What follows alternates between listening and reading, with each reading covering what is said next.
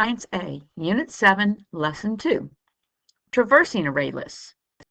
At the conclusion of this lesson, you should understand the advantages and limitations of using a for-each loop versus a standard for loop to traverse an array list, and understand how to safely modify the length of an array list while traversing it.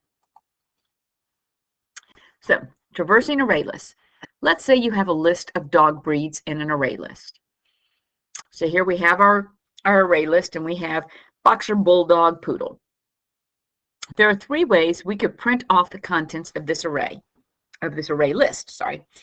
First, system.out.println breeds. This is going to use the built-in function or method from ArrayList to output Boxer, Bulldog, Poodle.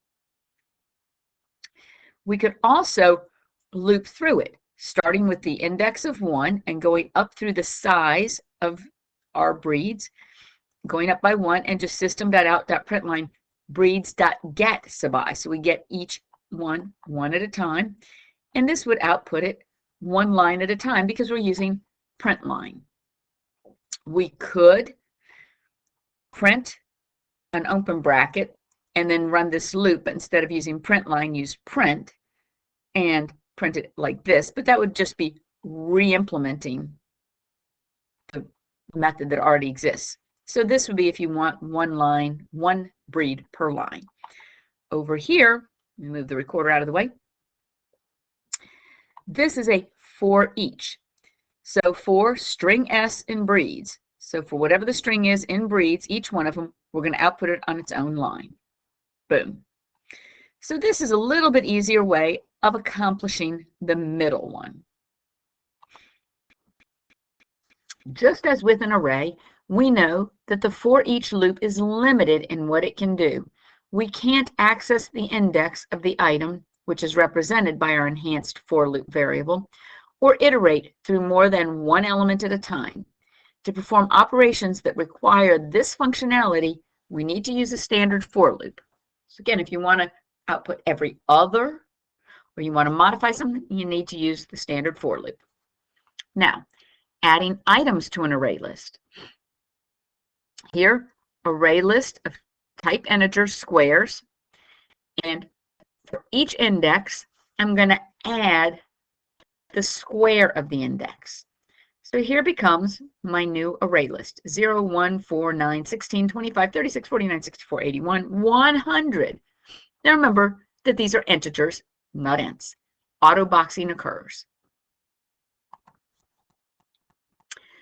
Once, on the face of it, iterating through an array list is like iterating through an array. However, the situation becomes more complicated when we realize that the size of an array list can change as we add and remove elements. Let's see what happens if we try to use a for each loop to modify an array list by removing items from it.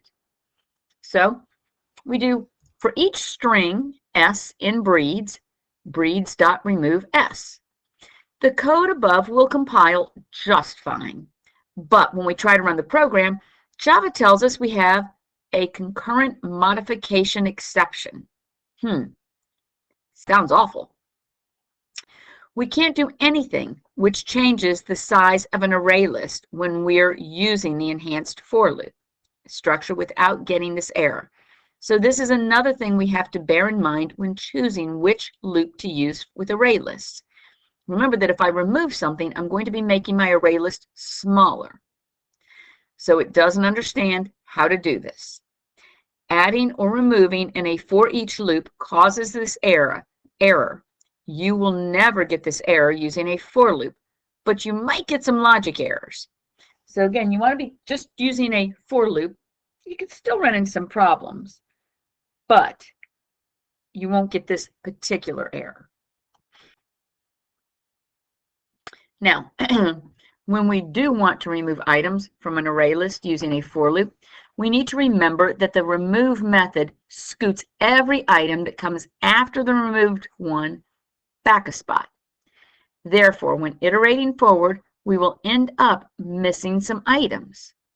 So notice, if I start at 0 and go up through the size of breeds, and then I remove sub I, Okay, so here Boxer gets removed, and now I have Bulldog and Poodle.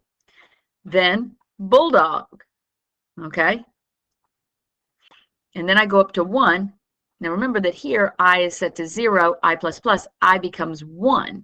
So now I'm going to remove Poodle, but Bulldog was at 0. So now Bulldog is still at 0, but I keeps getting incremented. So even though we wanted to get rid of everything, we still have an item in the list. For the reason explained above, it is best to loop through an array list from back to front. So for int I is set to breeds.size minus 1, that puts us at our last element. I is greater than or equal to 0, I minus minus, because we know if we have something in it, it's at 0, breeds.remove I. So now we've got, it's 3 long, so we're going to be at index 2. We're going to remove Poodle. We come down 1, we're going to remove Bulldog. We come down 1, we're at index 0, we're going to remove Boxer, and we have the empty list. When removing elements from an array, start at the end and work backwards. Starting at the beginning and going forward, you're going to get left with stuff. Now, the choice of how to traverse an array list will always depend on what algorithm you're trying to implement. Are you just looking at things? Are you adding things? Are you removing things? Are you changing things? The for each loop can be a great shortcut if we don't want to change the reference of items or access more than one element at a time. When we want to change an array list by adding or removing items, we need to use a regular for loop and think carefully about the effect that adding or removing an item will have on the indices of the items. It is often best to traverse the array backwards when adding or removing items. Traversing multiple array lists. Sometimes you want to look at 2 array lists kind of at the same time. One of the cases when we are better off using the standard for loop is when we want to traverse more than one string, array, or array list at the same time. For example, if we have 2 similar array lists, but we want to check if they have any differences, we can use a single loop to print out any time they have different items. So we have breeds that have got Boxer, Bulldog, Poodle. Then we have breeds 2 that have Beagle, Bulldog, Schnauzer. So we start at the beginning and we go through, and we're going to use the size of breeds 2. If not breeds2.getI equals breeds.getI.